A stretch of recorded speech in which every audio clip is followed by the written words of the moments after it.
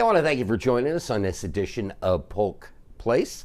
I'm Brian Lacey, and, I always like to talk to the Polk History Center, see what they've got going on, and it is the month of August, and mercy, it is slightly warm out there, and hopefully they got some cool stuff going on inside. You know who we're going to talk to? That would be Shannon Graham. Welcome back to the show. How you doing? Ryan, I'm good. How are you doing? I'm doing great. You got this spokeswoman thing going down for them. Yeah, I watched last month's show. I was having a lot of fun with it. Yes. Yeah. And one of the things that we talked about that we got to cover here at PGTV was the cattle drive. Yes. And that was very cool. And if you missed any of it, make sure you check out our social media because we were out there in droves. And I got to follow them from where they unloaded the cattle. And then at some point in time, the cattle were like, nah, I'm just not feeling it. And they took off for this pond. It was hilarious. Oh my God. I'm like, well, I didn't see that coming. But those dogs, we were talking, I can't remember the gentleman's name that they brought him in. He said, to this day, the things that they work with are the horses, the whips, and the dogs, and the lassos. That's the tools of the trade. Crazy. So, but I definitely thank you for telling us about it last month. And of course, if anybody missed it, they can check it out on Polk County social media. Yeah, and it tied in amazingly with our exhibit opening, right? Talking about the history of cattle. And a lot of those people, who were involved in that cattle drive, they were at our exhibit opening. And so it was an amazing thing to kind of see everyone telling stories and sharing kind of the importance of that industry and how it's still impacting people today. So it was great. Well, we know it's definitely warm, so we're hoping some of the programs that you have going on is, is close to some air conditioning. What do we got going on? What do we have going on during the month of August? Yeah, so pretty quiet month actually, but we've got some things I want to highlight. August 6th is our historical commission meeting. So we have historical commission meetings the first Thursday of every other month, with the exception of the summer. So August is our first one back. And we're going to kind of touch upon historical markers, preservation work in the county. So the public is invited to come and see that. And it's a great thing to just kind of get updated on preservation issues in the county. So, yeah.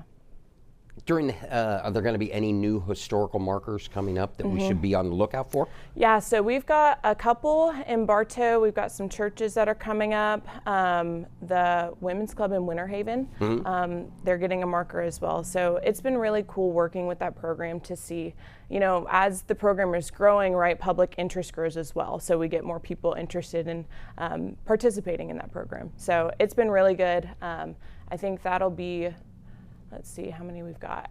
August 6th, I believe we have one or two, starting the process, which is exciting. So we've got that meeting on the 6th. August 15th is our architectural tour that we do, regularly scheduled architectural tour. And then August 29th is the genealogy speaker series, which I'm very interested in this one.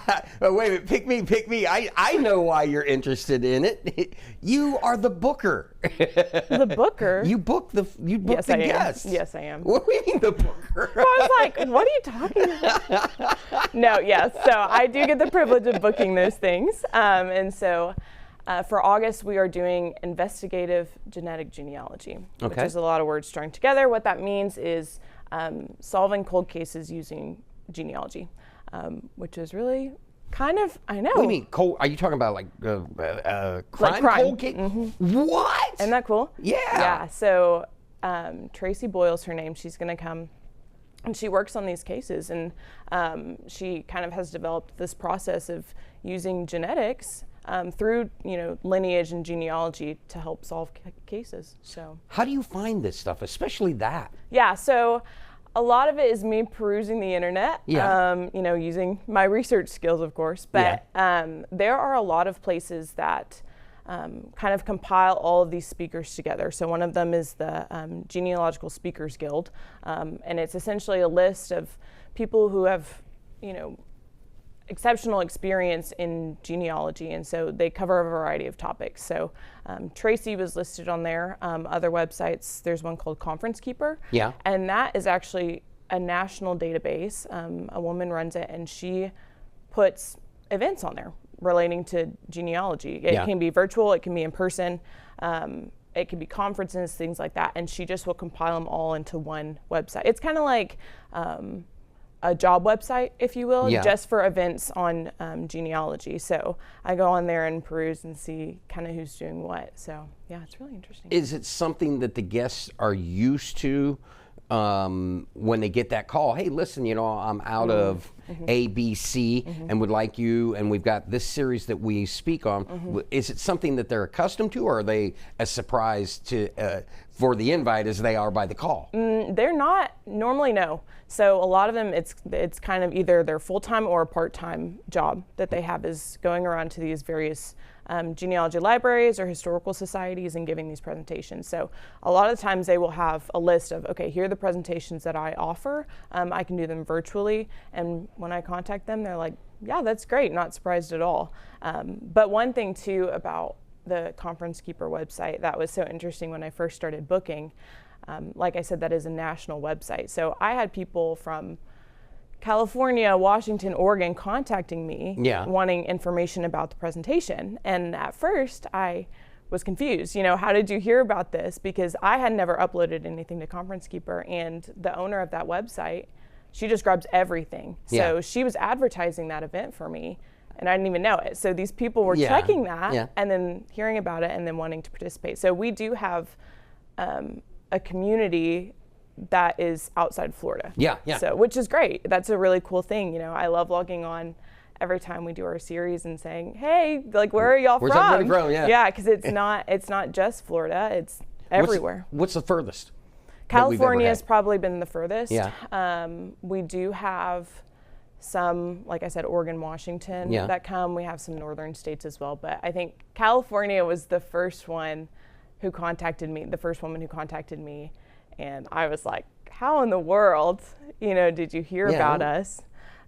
So that's kind of what kickstarted it all with Conference Keeper is, oh, okay, this is a great resource for the public. Anyone can access this, but also me as someone who is, booking the presentations, because I'm seeing, okay, what are people interested in, what speakers are, being utilized, things like that. So it's very interesting. Well, speaking of what speakers are being utilized, if we know what's going on in August, how do we finish out the year for the speaker series? Yeah, so the speaker series ends in October. So we've got the investigative genetic genealogy for August. In September, we have AI in genealogy, always a hot topic. And then in October, we're doing how to read old handwriting, which is one that I've kind of wanted to cover for a while. Just because I think that's a practical skill that you need, right, when you're doing research on those kinds of things, especially if you're going further and further back. So we'll end it in October and then pick it up back in January. So that's really cool. Yeah. So anything going on else in August, or is that pretty much it? Is that why you said it was kind of slow? Well, so the reason it's been slow on the programs, slower, I guess, on the programs, is we are launching a refresh of our Citrus Label Tour. So our Citrus Label Tour, it is a self-guided tour.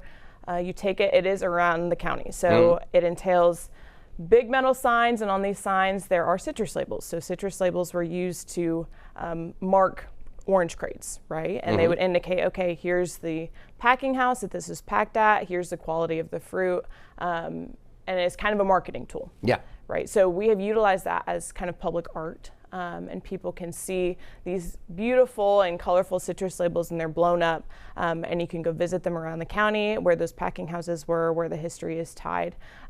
So what we've done is that original signage was put up in mid-2000s, 2010s. And we decided, there's such an integral part of Polk County's history, right? Citrus was booming here, and it really shaped the county. So what we wanted to do was create a virtual exhibit.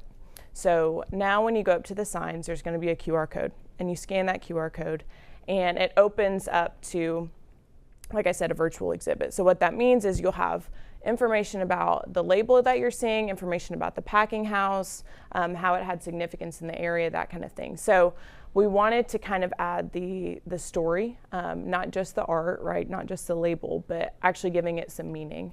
So we've gone around the county. There are 21 of them, and I've had the honor of going around the county the past couple of days, and you forget how large the county is until you're driving to Warner University. 5 square miles. There's one down by Warner? Yeah, there's 4. Wow. Yes. So you got to tell me where those are off camera, because I ride down in that area. And yeah. No, you should. Yep. You should give it a try. Yeah. So we've got, it's crazy to me because a lot of them, I've done all the research, right, to create these stories, and I myself hadn't seen all of them.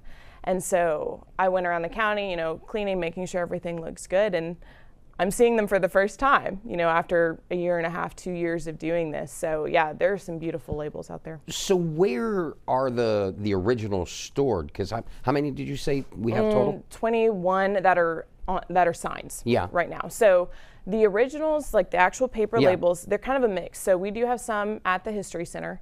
Now our citrus label collection is much, much larger than the 21 that we've chosen to highlight on the tour.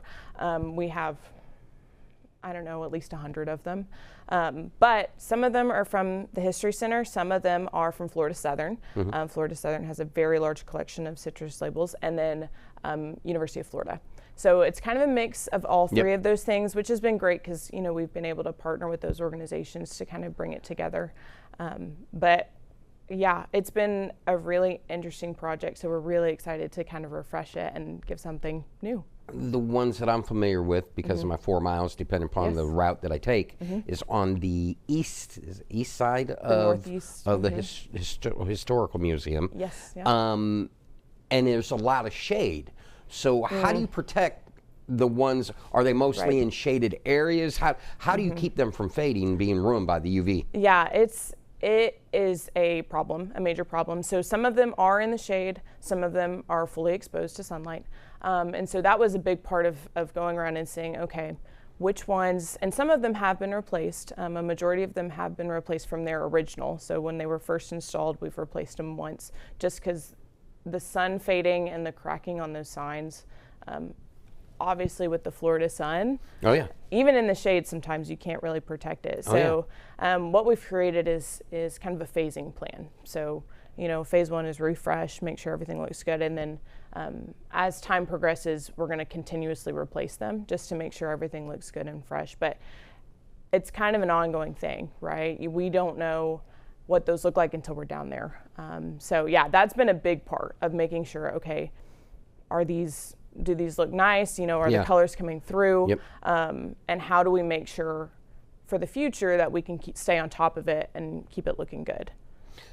I don't realize, really, I didn't when I first got down here to Florida, how big the citrus industry was. And one of my favorite rides is down historical 17, and then dumps you out on 27. You go down into Sebring and into Avon Park and all the rest of it. And then every year we cover the annual citrus meeting down at the college down there. So it's really cool. But when I first got here, I thought, wow, this is the coolest thing. We have a chain of lakes, of which I think there were 19 to 21. And it was like, wow, this is the greatest tourism thing that I've ever seen. And then come to find out that the canals between the chain of lakes were used in the citrus industry, and that's how they got the oranges from point A to the packing houses. Yeah, it is crazy because I'm not, from Florida either, and it touches every single aspect of history in Polk County, right? You got your environmental aspect, like you just said, your cultural aspect, your economic aspect, right? Everything. So it has been really interesting to see, I'm researching these places in their prime, right? I'm seeing, okay, they were developing millions and millions of boxes of fruit a year, okay? And then you drive to these places and you don't see that anymore because of, the freezing and disease and things like that. So it's been really important for us to make sure that we tell that story correctly just because of the reduction of that industry here.